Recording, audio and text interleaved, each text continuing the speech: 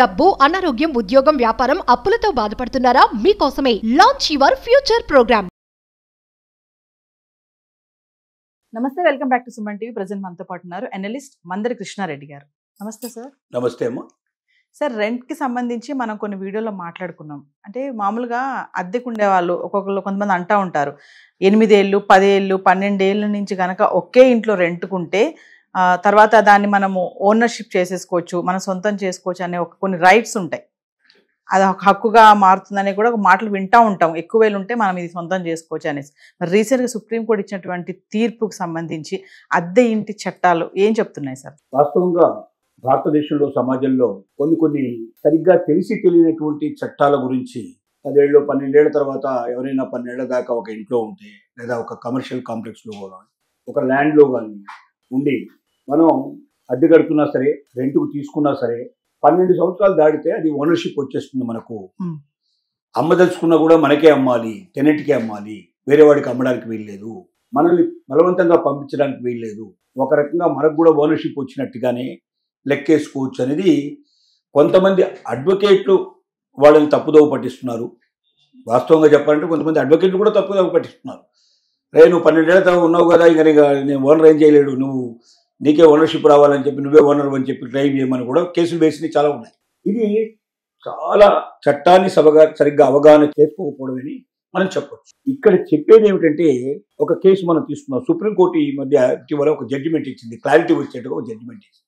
చట్టం ఎప్పటి నుంచో ఉంది, కానీ దానికి క్లారిటీ సరిగ్గా లేకపోవడం వల్ల చాలామంది అపోహపడి నిజంగానే 12 సంవత్సరాలు దాటితే ఇల్లు మనదైపోతుందేమో, స్థలం మనదైపోతుందేమో, ఆస్తి మనదైపోతుందేమో అన్న భ్రమలో బతుకుతున్న వాళ్ళకి కనువిప్పగలిగేటట్టుగా ఒక చక్కటి జడ్జిమెంట్ ఇవ్వడం జరిగింది. రామ్జీలాల్ అనేటువంటి ఒక వ్యక్తి ఒక టెనెంట్కి ఒక షాప్ అద్దెకిచ్చాడు. ఇది కమర్షియల్ ప్రాపర్టీ. దాంట్లోనే తను కూడా స్వీట్ షాప్ నడుపుతున్నారు. తన దాంట్లోనే పక్కన ఒక షాప్ ఖాళీగా ఉంటే ఒక పెద్ద షాపు రెంట్కి ఇచ్చారు. సుమారుగా 30 ఏళ్ళు అందులో స్వీట్ షాప్ నడుపుకున్నాడు.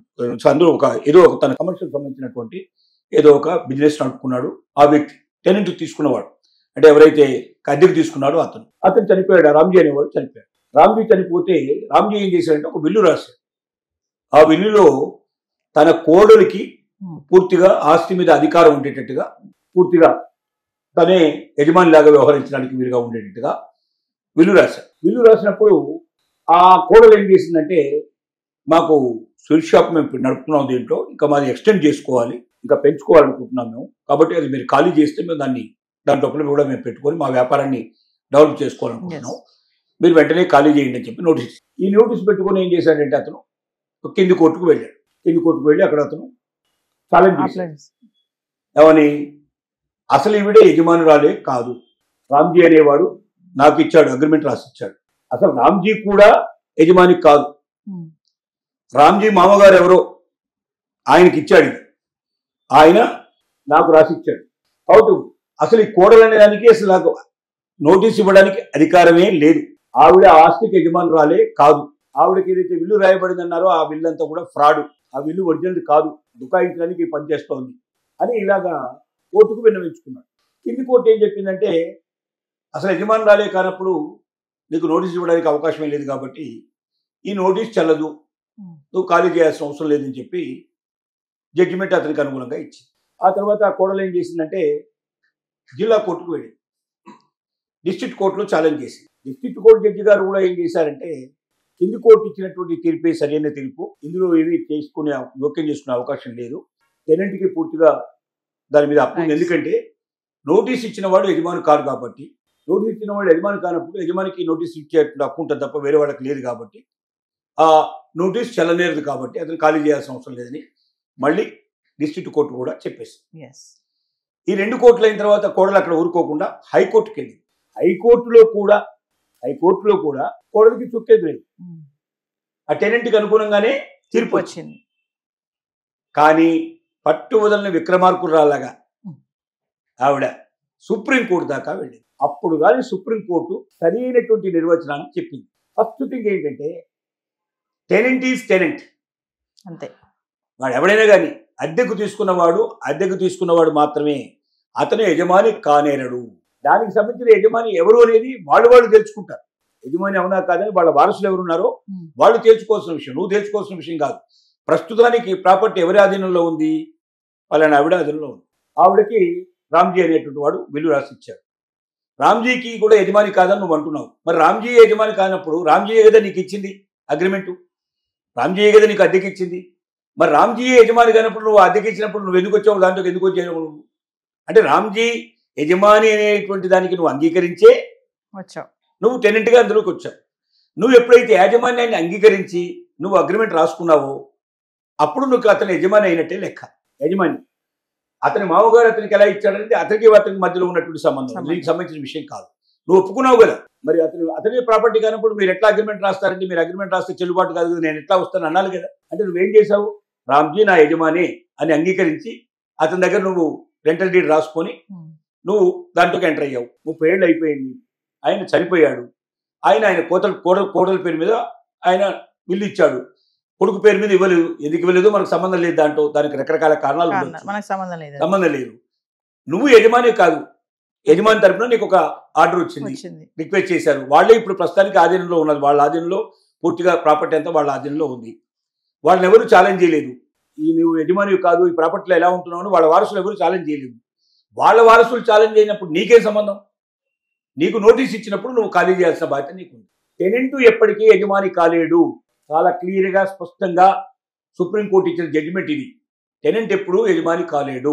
గతంలో ఏమైనా ఉంటే బ్రిటిష్ జమానాలో ఉన్నటువంటి ఏమైనా ఉంటే అలాంటివన్నీ కూడా తర్వాత మార్పులు చేర్పు చేయబడ్డాయి. ఇప్పుడున్న చట్టాల లోపల క్లారిటీగా క్లియర్గా టెనెంట్ ఈజ్ టెనెంట్, యజమాని ఇద్దరి మధ్య తేడా ఉంది. యజమాని కోరినప్పుడు టెనెంట్ దాన్ని ఖాళీ చేయాల్సిందే. నేను 12 ఏళ్ళు ఉన్నాను, 14 ఏళ్ళు ఉన్నాను, 20 ఏళ్ళు ఉన్నాను అంటే ఒప్పుకోబడదు. ఒక భూమిలో ఎవరైనా తమదే భూమి అని చెప్పగలిగేటువంటి డాక్యుమెంట్స్ వాళ్ళ దగ్గర ఉంటే అవి ఫేక్ డాక్యుమెంట్సా ఒరిజినల్ డాక్యుమెంట్సా తర్వాత సంగతి.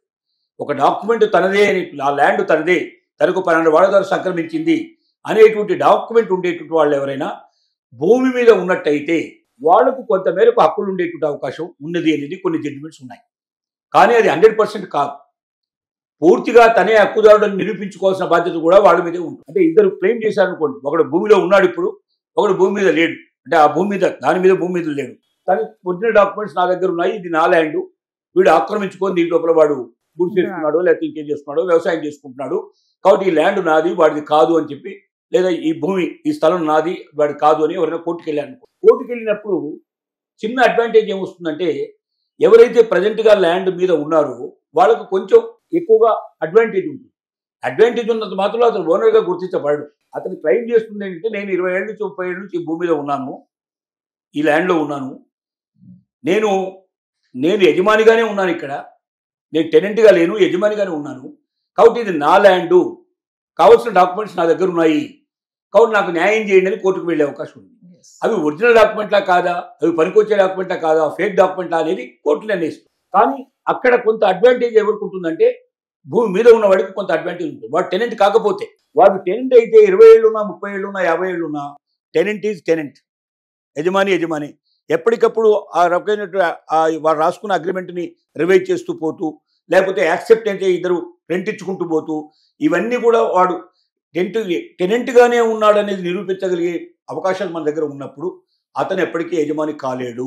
దీని విషయం లోపల సుప్రీంకోర్టు క్లారిటీ ఇచ్చి, కాబట్టి ఈ 3 కోర్టులు చేసింది కరెక్ట్ కాదు, ఈ తీర్పు కోడలికి అనుగుణంగా ఇచ్చి వెంటనే అతన్ని ఖాళీ చేయడమే కాకుండా, ఇప్పటిదాకా ఏదైతే కట్టాల్సినటువంటి రెంట్ ఏది ఉందో అది మొత్తం చెల్లించడమే కాకుండా, వడ్డీతో కట్టడమే కాకుండా కోర్టు ఖర్చులు కూడా మొత్తం ఇవ్వాల్సిన అవసరం కూడా ఉందని తెలియజేస్తూ, ఎప్పటిలోగా ఖాళీ చేయాలో కూడా వాళ్ళకి ఖచ్చితంగా జడ్జిమెంట్ లోపల తెలియజేయడం జరిగింది. అంటే ఇది ఏమైందంటే, చాలామంది భ్రమల్లో బతుకుతున్న వాళ్ళకి ఒక రకమైనటువంటి వాస్తవాలు తెలియజేసే పరిస్థితి ఏర్పడింది. నేను 12 ఏళ్ళు ఉన్నాను, 15 ఉన్నాను. ఒక్కోసారి ఓనర్తో అంటాడు, నీవేముందయా, నేను 15 ఏళ్ళు నుంచి నాకే హక్కు ఉంది, నీకే ఉంది హక్కు, నువ్వు అమ్మదలుచుకుంటే నాకే అమ్మాలి, నేను కోరుకున్న రేట్లోనే అమ్మాలి, అంతకని ఎక్కువ అమ్మడానికి వీల్లేదు, అసలు నువ్వు అమ్మకపోయినా నేనే ఉండిపోతాను అని ఇలా బెదిరించే వాళ్ళు చాలామంది ఉన్నారు. చాలామంది గుండాయుధం చేసి 10 ఏళ్ళు, 20 ఏళ్ళు, 30 ఏళ్ళు కూడా కబ్జా పెట్టి ఉన్నట్టు వాళ్ళు మనకు ఒక హైదరాబాద్లో చూస్తే ఇలాంటి వాళ్ళు కనీసం 1,00,000 మంది కనబడతారు. మీకు అలాంటి పరిస్థితి ఉంది వాళ్ళ సిచ్యువేషన్. ఇలాంటి వాళ్ళందరికీ కనివిప్పగలిగేటట్టుగా ఈ జడ్జిమెంట్ వచ్చింది. కాబట్టి ఇప్పుడు అలాంటి కేసులు ఏవైతే ఇప్పుడు కోర్టులో నడుస్తున్నాయో ఈ జడ్జిమెంట్ ఆధారంగా తొందరగా పరిష్కారం అవడానికి అవకాశం ఉంది. దీన్ని రెఫరెన్స్గా ఇచ్చి చేయడానికి అవకాశం ఉంది. ఇది ఒక రిమార్కబుల్ జడ్జిమెంట్ అనడానికి అవకాశం ఉంటుంది. ఎప్పటికీ నిలిచిపోయేటువంటి జడ్జిమెంట్గా చెప్పచ్చు. Thank you sir.